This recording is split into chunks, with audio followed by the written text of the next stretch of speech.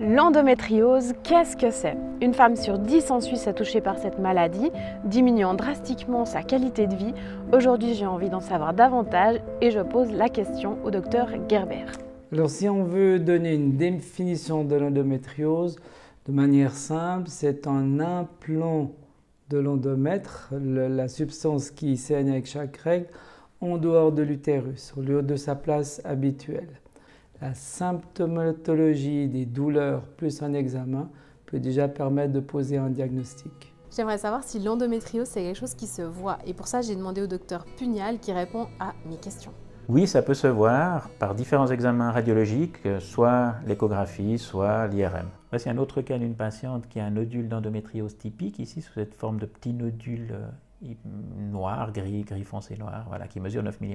Il est clair qu'à partir de 5, surtout 7, 8 mm, il est facile, quand c'est aussi typique de ça, d'être assez précis dans l'évaluation, suggestion d'une endométriose.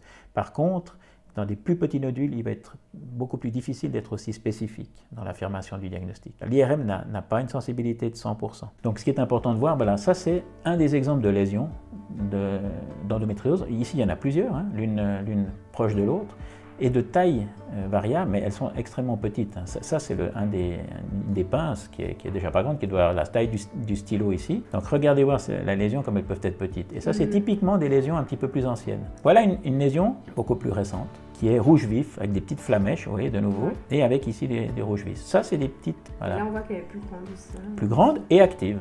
Là on voit qu'une partie de l'ovaire est occupée par un kyste hémorragique d'endométriome, et l'intérieur, c'est ce qu'on appelle un peu chocolat ou foncé, enfin c'est du vieux sang. C'est ce qu'on voit en vrai sur les photos. Ça c'est vraiment le schéma théorique, avec ici on a ouvert une partie de l'utérus en schéma pour montrer où est la cavité utérine. L'hypothèse dans l'endométriose, c'est que lors des règles, en fait, une partie des cellules de l'endomètre en fait, passe au travers des trompes et sortent par le pavillon. Elles sont libres un peu dans la cavité, elles peuvent aller s'emplanter dans différentes régions de la cavité péritonéale. En surface de l'utérus, elles peuvent s'emprunter sur les trompes, sur les ovaires, sur la vessie ou sur le rectum. Au niveau de l'ovaire, ça va donner cet aspect de kyste ici un peu bleuâtre foncé, par exemple. Ça, c'est un endométriome, c'est une localisation de l'endométriose, mais sur l'ovaire.